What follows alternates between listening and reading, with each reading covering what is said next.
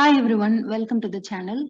In the last video, we saw that the ITUT has defined the OSI security architecture and it provides a useful overview of many of the security concepts, and it gives us a systematic approach in defining the security requirements. And specifically, it explains about security attacks, security services, and security mechanisms. So in this video, we are going to learn about each of these in detail.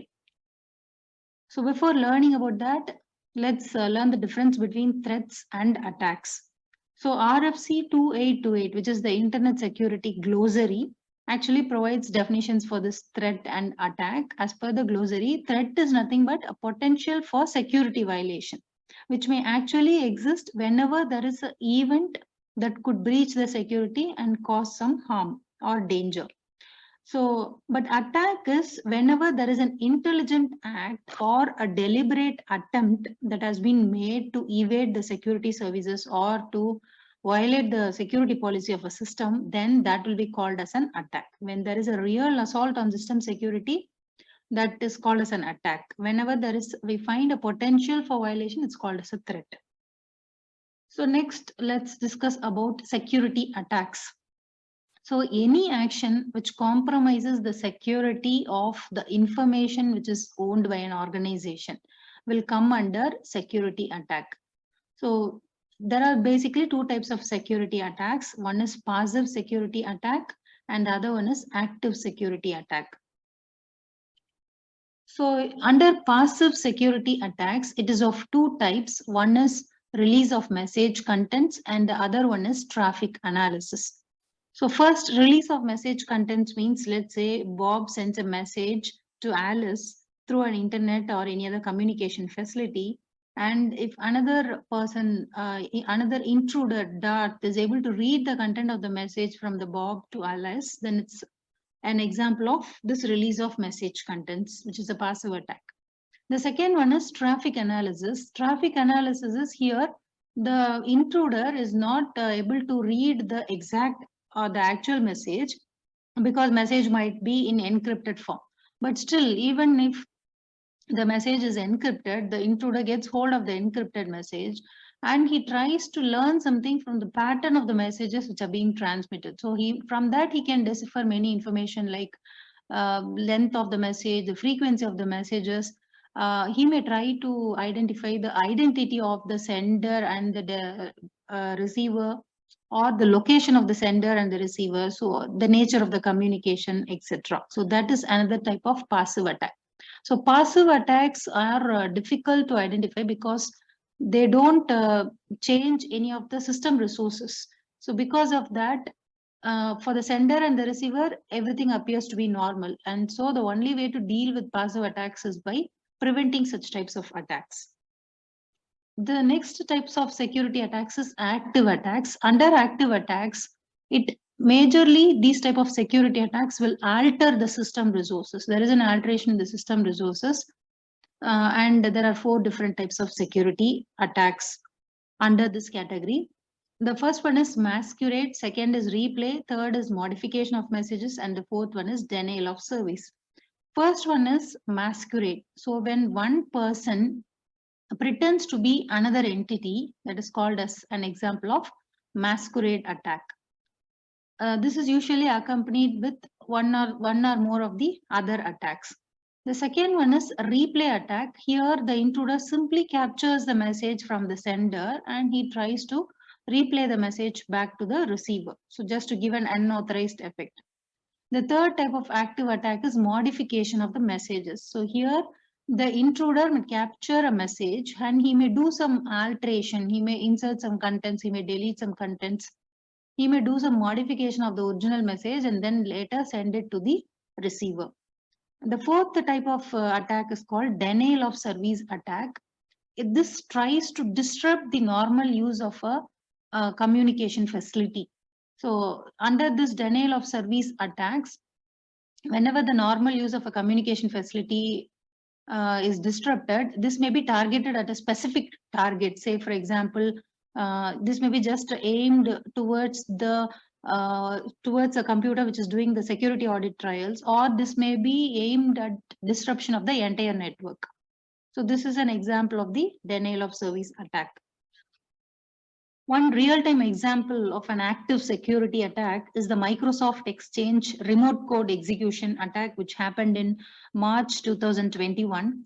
So in March 2021, a large-scale cyber attack was carried out against Microsoft Exchange, which is a popular enterprise email server. It is a remote code execution attack, which allowed the attackers to completely compromise the server and gain access to all of its data. So on all the affected servers, the attackers stole sensitive information, they injected ransomware, and they deployed backdoors in a way that was almost untraceable. So in United States alone, it was said that the attacks affected more than 60,000 private businesses.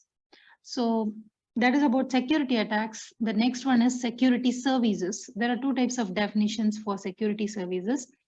One is provided by X800. According to X800, security service is nothing but a service provided by a protocol layer of a communicating open system, and which ensures adequate security of the system or the data transfer. And according to RFC 2828, which is the Internet Security Glossary, the security service is nothing but any processing or communication service which is provided by a system to give a specific kind of protection to system resources. So this security services are classified under 5 different categories, and there are 14 specific security services according to X800. The 5 different categories are authentication, access control, data confidentiality, data integrity, and non-repudiation.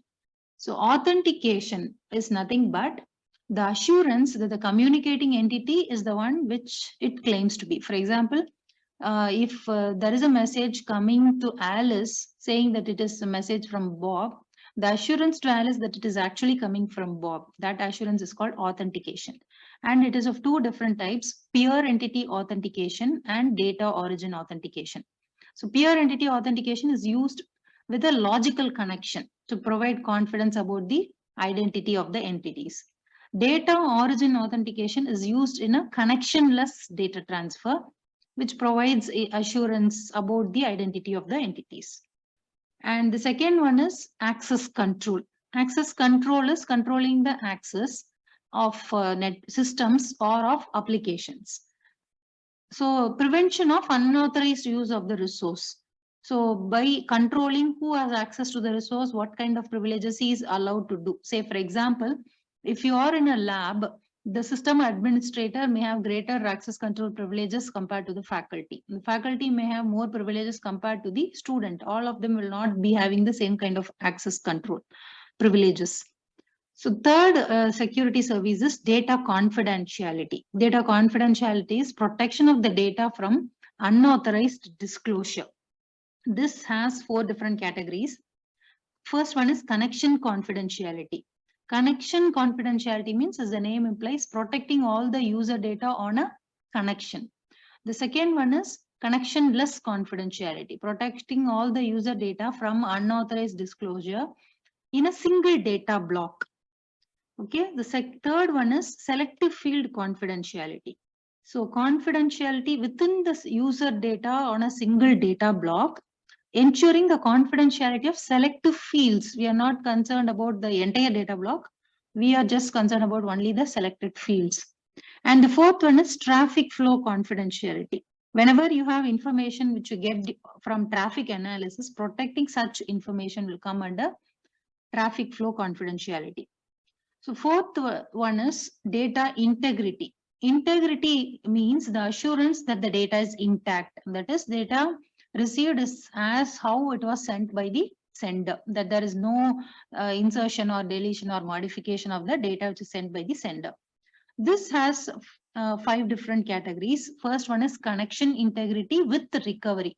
That means ensuring the integrity of the message in a connection, and in case if there is any modification or insertion or deletion, then recovery will be attempted. That is called connection integrity with recovery. The second one is connection integrity without recovery. Here also, it ensures the integrity of the data on a connection, and whenever there is a modification, insertion or deletion, recovery will not be attempted. Third one is selective field connection integrity. Selective field connection integrity means this ensures the integrity of the data on a connection, and here we are talking about selected fields within the user data of a data block. Okay, not about the entire data block. Selective field connection integrity is about selected fields. Fourth one is connectionless integrity. This ensures the integrity of the user data for a single connectionless data block. And fifth one is selective field connectionless integrity. Selective field connectionless integrity ensures the integrity of the user data on selected fields on a single connectionless data block. So here it just ensures whether the selected fields have been modified or not. And the fifth type of security service is non-repudiation. Non-repudiation is when a message is being sent at a later point of time, either the sender or the receiver should not deny that they didn't send the message or they didn't receive the message. That is called non-repudiation. Provides protection against denial by one of the parties involved in the communication. And it is of two types, namely non-repudiation at the origin and non-repudiation at the destination. The next is about security mechanisms. What is the meaning of security mechanism is any process or a device incorporating a process which can detect and recover from a security attack, or it can prevent a security attack. All such process or device will come under security mechanisms. And one common element in all of the security mechanisms is mostly cryptographic techniques will be used. And these security mechanisms will be mostly clubbed with many of the security services. Security mechanisms are classified into two different categories, namely specific security mechanisms, and the second one is pervasive security mechanisms. So specific security mechanisms are specific to any particular OSI security service or a OSI protocol layer, whereas pervasive security mechanisms are not specific to any particular OSI protocol layer. So under specific security mechanisms, you have 8 different categories. First one is encipherment. Encipherment means whenever you try to use mathematical algorithms to convert the data into a not readily intelligible form, then that is called encipherment. So the subsequent recovery of the data will make use of an algorithm and may make use of some encryption keys. The second one is digital signature. Whenever you append the data to a data unit, so that the recipient of the data unit will be able to prove the source and the integrity of the data unit, then it is called digital signature. The third one is access control. So here we will use various methodologies to enforce a control of access to the system resources. Fourth one is data integrity. So mechanisms will be used to ensure that the data is intact. Fifth one is authentication exchange. So here we ensure the identity of the entities by means of information exchange. Next one is traffic padding. Traffic padding is, as I told before, there will be traffic analysis. So in order to avoid or frustrate such traffic analysis attempts, whenever there is a gap in a data stream, bits will be inserted into those gaps. That is called traffic padding. The next one is routing control. So whenever there is whenever there is a doubt that there may be a breach of security, then we use physically secure routes for transmitting such data, and allowing such types of routing changes is called routing control. And the last specific security mechanism is notarization. Notarization is making use of a trusted third party to ensure some properties of a data exchange. The next type of security mechanism is pervasive security mechanisms. So here we have 5 different categories, namely trusted functionality, security label, event detection, security audit trial, and security recovery.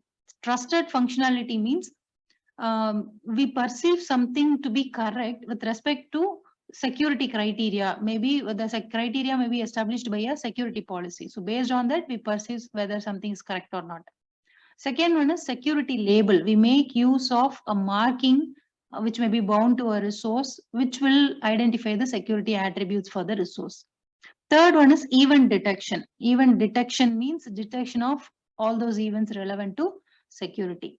Fourth one is security audit trial. Security audit trial means it is an independent review or examination of the system activities. Whenever there is a request from event handling or a management function, the security recovery will take recovery actions. That is called security recovery. So that is all about the different types of security mechanisms, specific security mechanisms and pervasive security mechanisms. Thank you.